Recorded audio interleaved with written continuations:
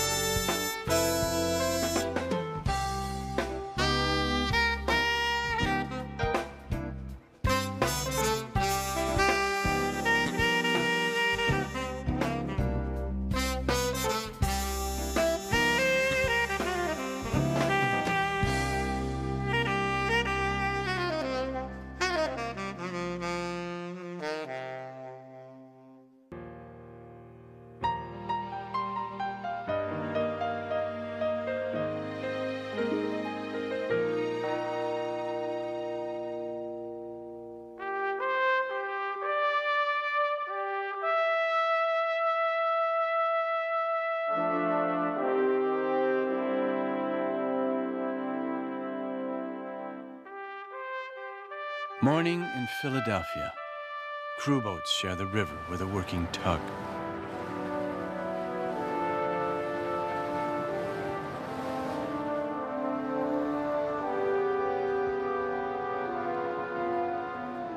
In the heart of the city, golden sunlight spills across the same streets that Ben Franklin knew back in 1776. The year a young Tom Jefferson wrote the Declaration of Independence.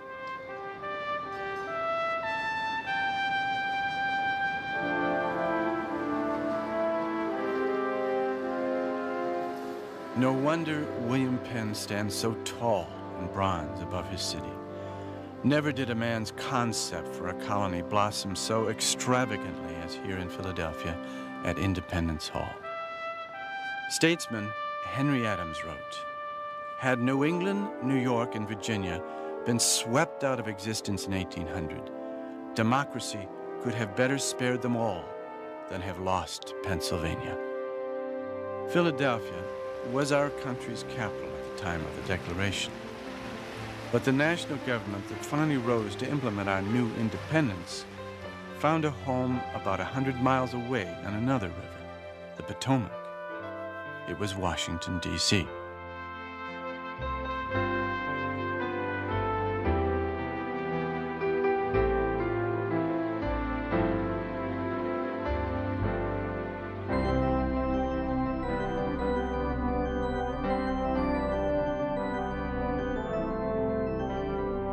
Washington, D.C.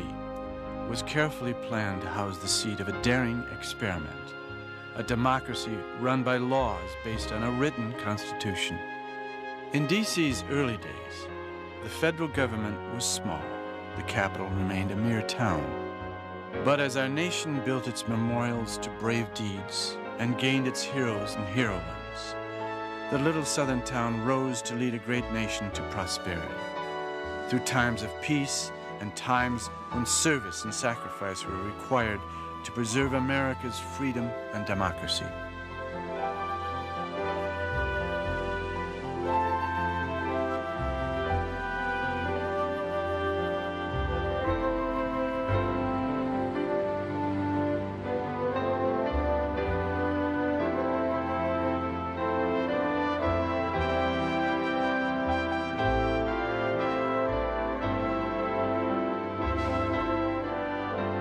Each year, millions of Americans come to Washington, D.C.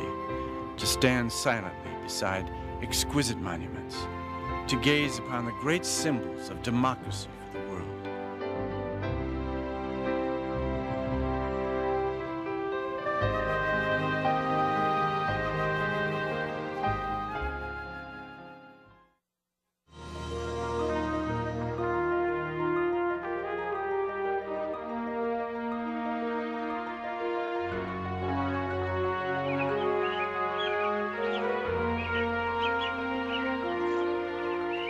"200 years ago, this land was thick with wild grasses, oak and elm, and abundant game.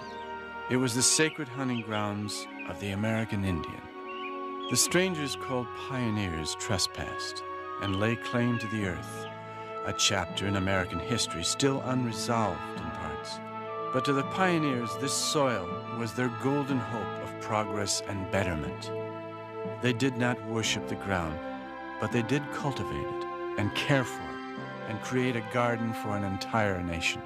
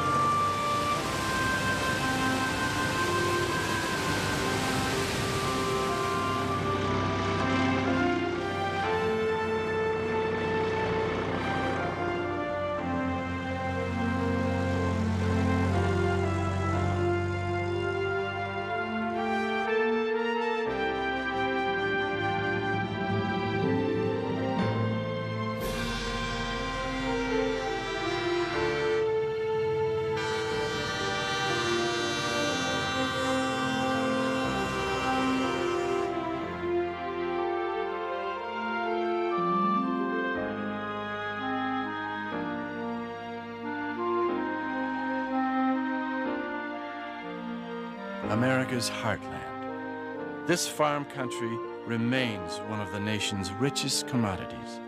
It stretches out like a giant checkerboard, each square 640 acres, or 1 square mile.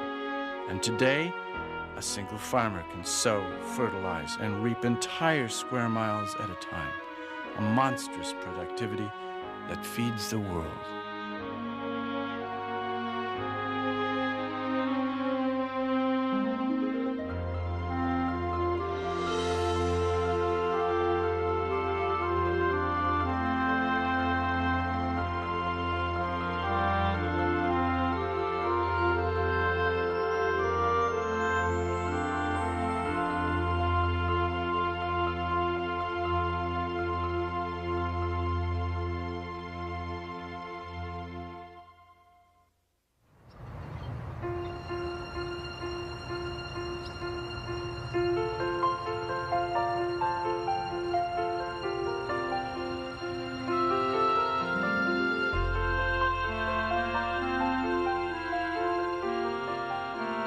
Morning in Chicago.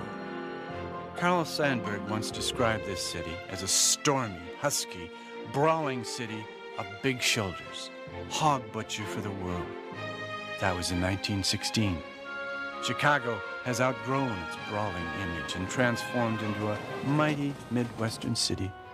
Once known as America's freight handler, its trains now transport tens of thousands of commuters each day.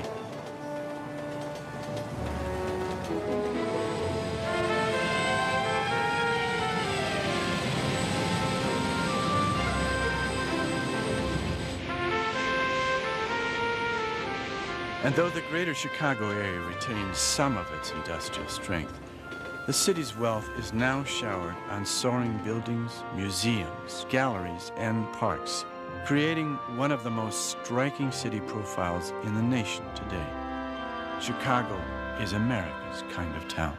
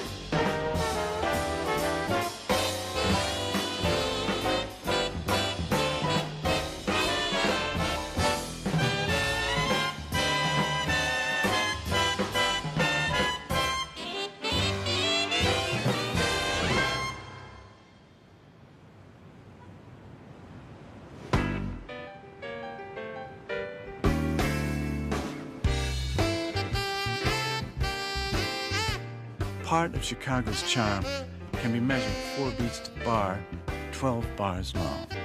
It's a simple progression called the blues. And Chicago is home to some of the best players in the world. In the words of one piano player, Memphis Slim, all the joints in Chicago, man, they really rock. They rock all day and all night, and they never stop. That's why I live in Chicago, so I can have a good time.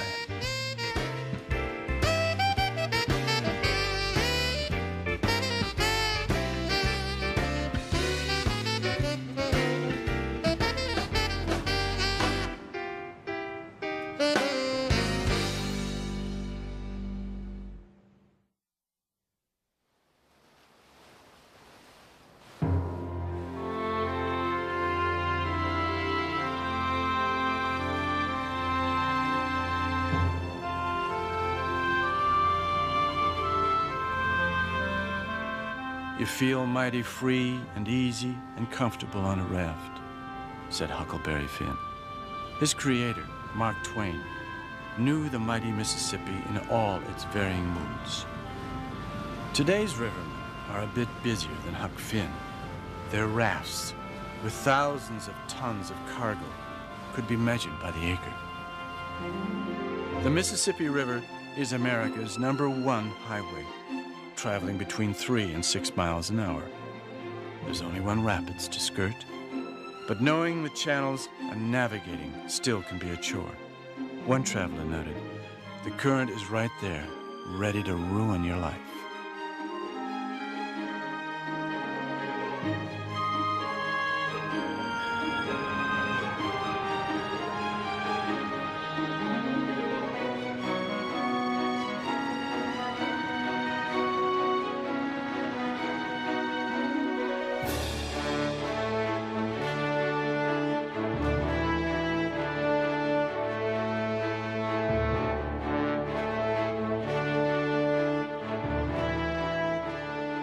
St. Louis, gateway to the west, framed by its gleaming arch.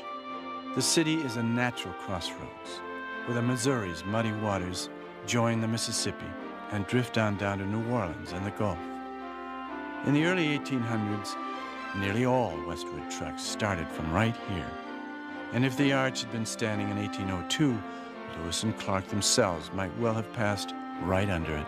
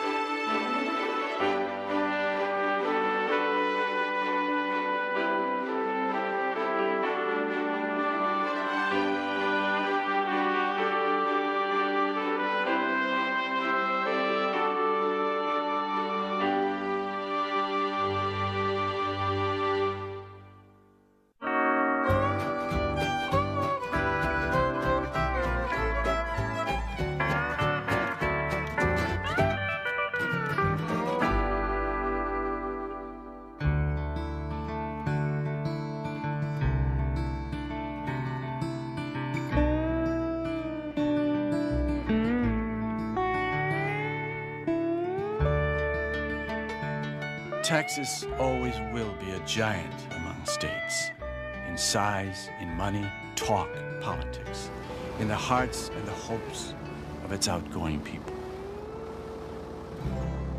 If you look at a map of America, Texas forms a fifth corner of the country and stakes out its own unique identity. It stands for crops, cattle, oil, air and space, the Dallas Cowboys, and a few real ones, too.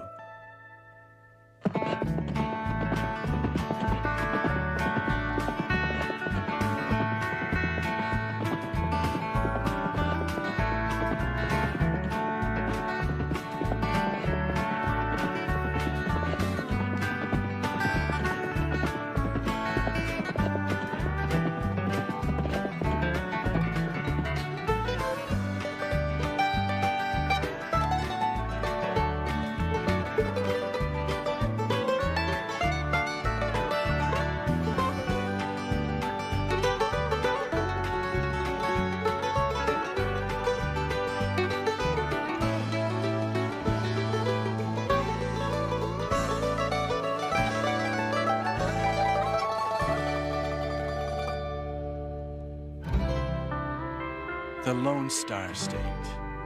Plenty of wide-open spaces for cattle, cotton, and corn. It's some of the flattest frontier in the West, stretching nearly 700 miles from border to border. As an old cowboy song goes about riding the range, the sun done rise and the sun done set, and here we is in Texas yet.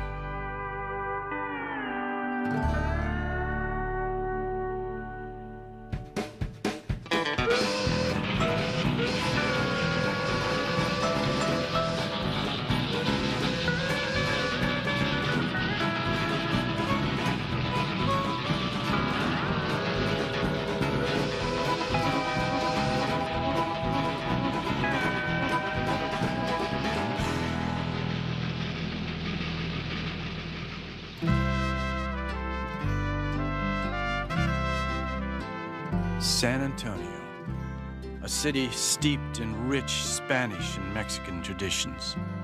The San Antonio River meanders through the heart of town. Mariachi music often fills the air. Remember the Alamo, Sam Houston cried to rally his troops to independence from Mexico. Here, the Alamo still is cherished today, along with Texas's other Spanish missions.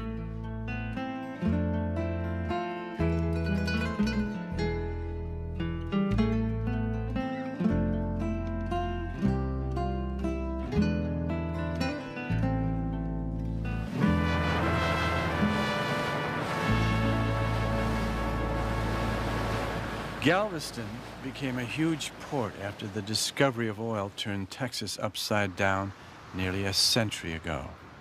Wildcatters and dirt farmers became millionaires overnight, and sleepy truck-stop towns gave way to ultra-modern cities like Houston.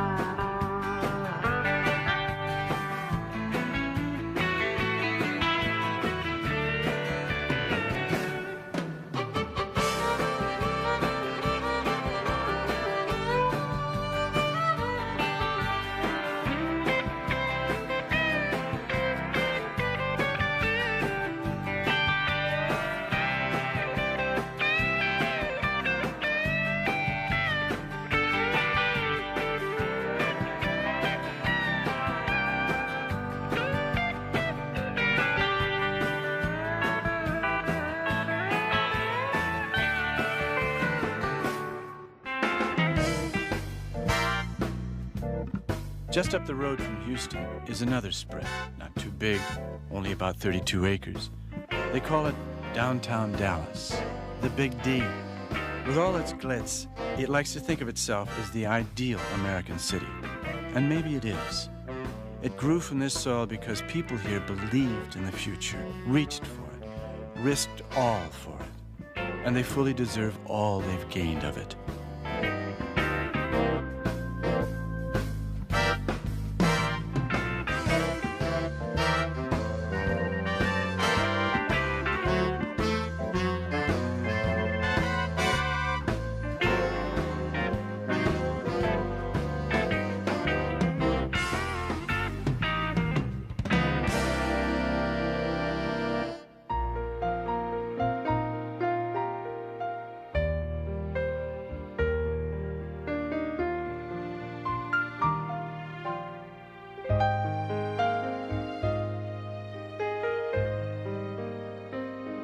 Dallas, a great city in a great state.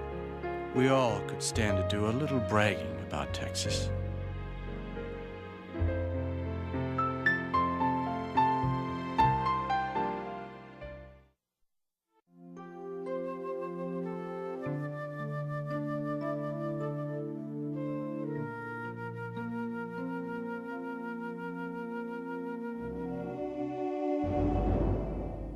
Even today, the approach to the Front Range of the Rockies is a daunting sight.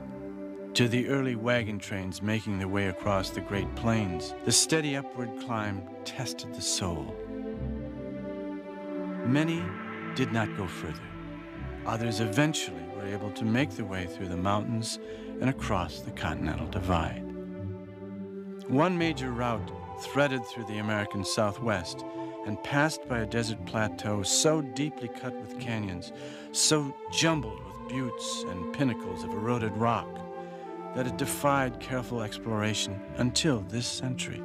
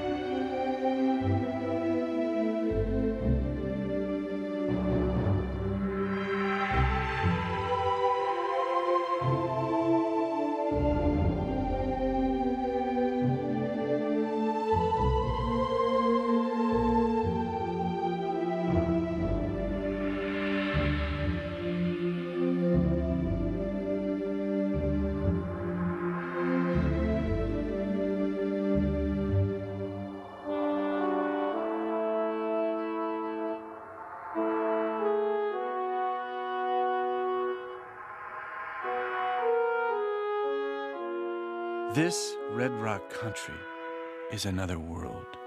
Gone are trees and grass, for here water is scarce. Yet millions of years ago, broad inland seas formed this land, first lying on it until the earth heaved upward, then gnawing through the rock to form deep canyons, buttes, and tall monoliths, bridges and arches, all bones of the earth's skeleton.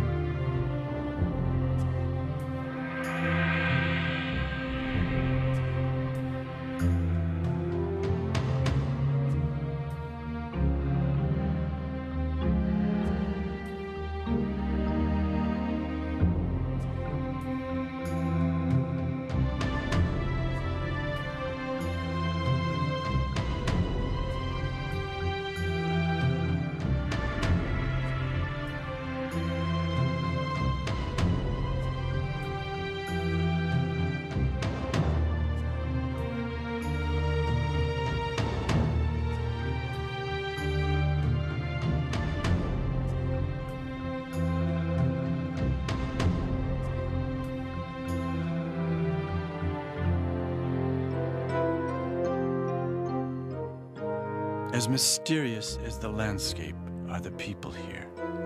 Tall, handsome Navajos, Hopis and Zunis, and above all, the ghosts of the Anasazi, the ancient ones, who built their villages in cliffside caverns, farmed the green bottomlands 1,000 years ago, then were driven away by drought. Still, this country always has been, always will be a sacred place.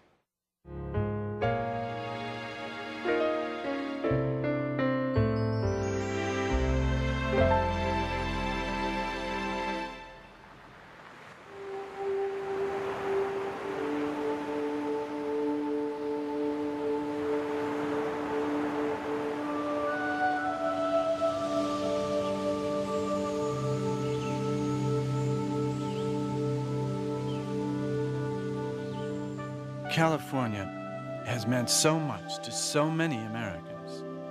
First, it was the legend of El Dorado, the promise of gold at the end of the long trail that drew people here. But it was California's natural wonders that filled with awe the earliest arrivals. Scenery in a rugged scale and abundance beyond imagination.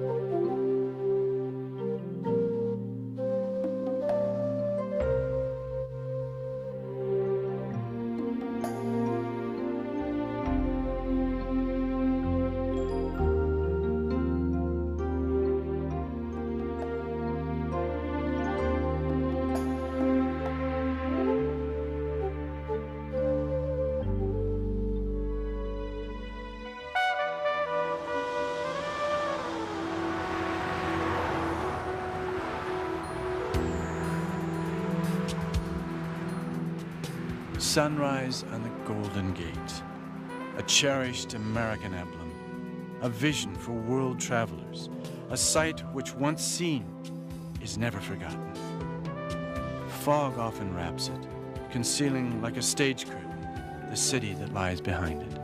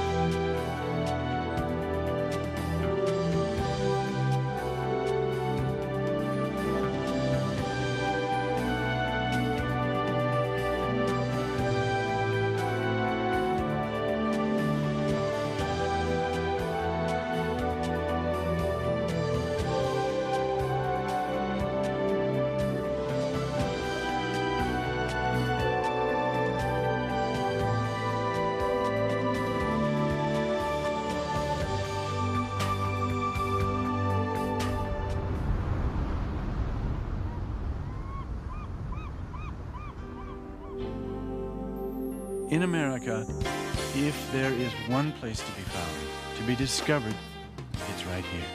La La Land, L.A.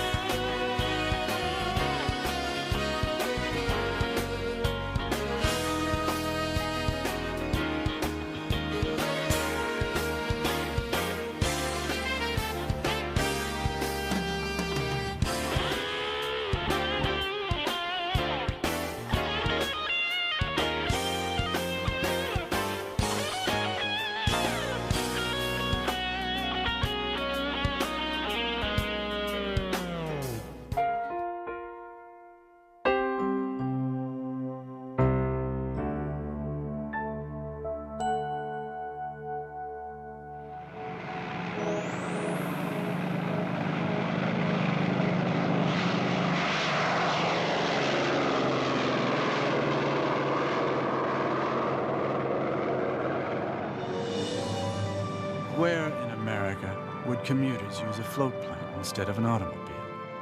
Where they fly to work over pristine scenery instead of uncrowded roadways flanked by endless suburbs? Where? Alaska. Just another of our United States, the 49th to be exact.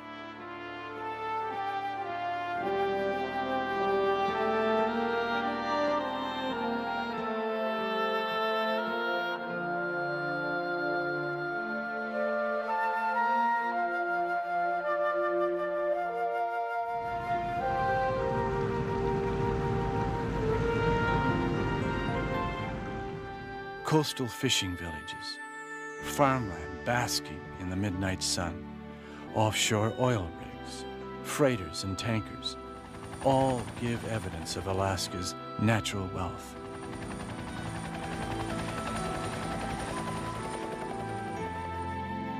Hard to believe that in 1867, the United States bought it from Russia for under 2 cents an acre.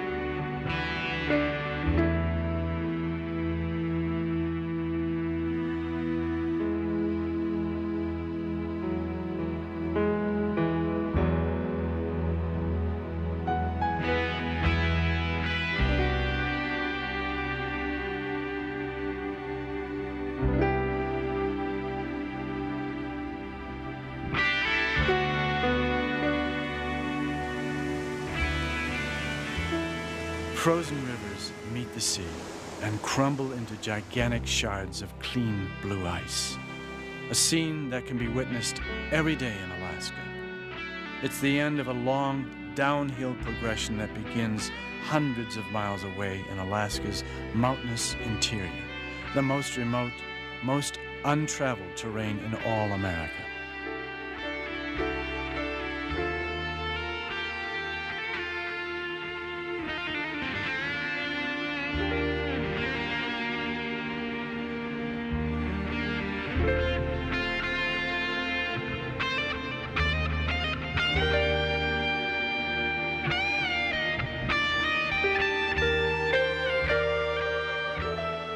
Denali, the Indians call it, the Great One. At 20,320 feet, McKinley is North America's highest peak. In 1913, the first person to conquer it, Hudson Stuck, described his view from the summit like looking out of the very windows of heaven.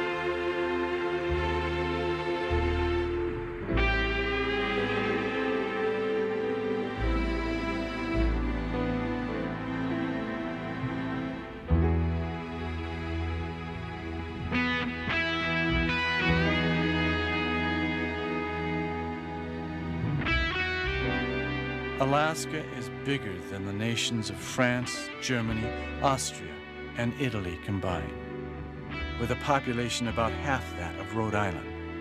America's wide-open spaces used to be its prairie states like North Dakota and Nebraska. Here, they could be swallowed whole.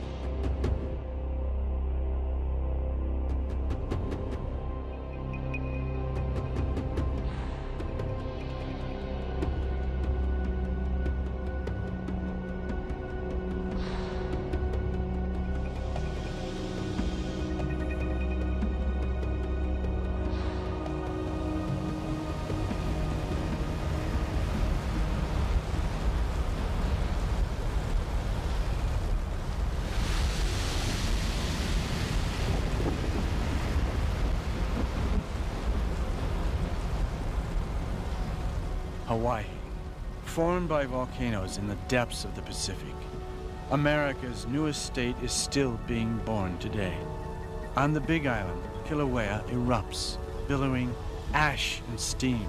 Superheated lava slithers downhill and adds a few cubic feet to the bulk of our 50th state.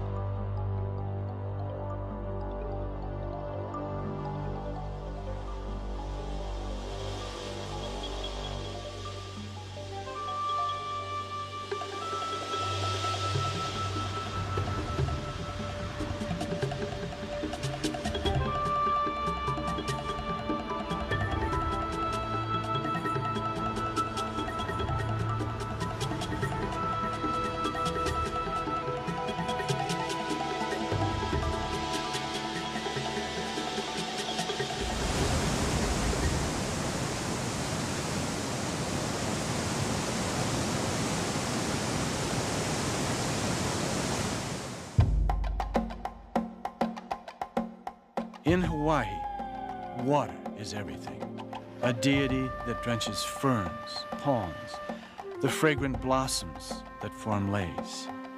Water irrigates the acres of pineapple, cane, and coffee, laps on small, secret beaches. Water carves the very shape of the islands, forms endless blue horizons in every direction.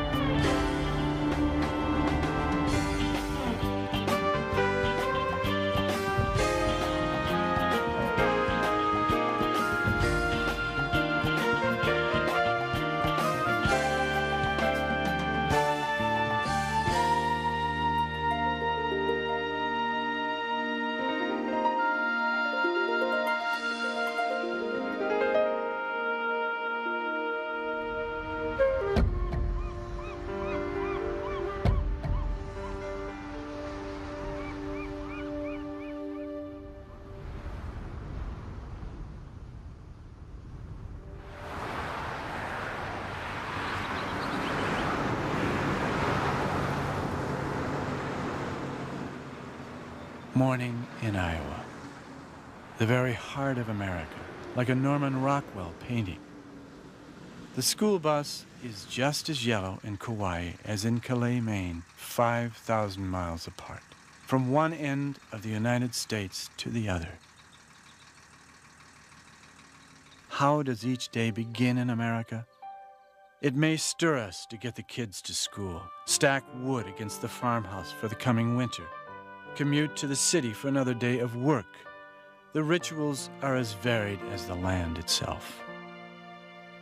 Americans are a diverse and caring people, and wherever we live, as the new day lights our country, it also illuminates our tasks, our ideals, our hopes, our plans for this incredible land, the place we call home, America.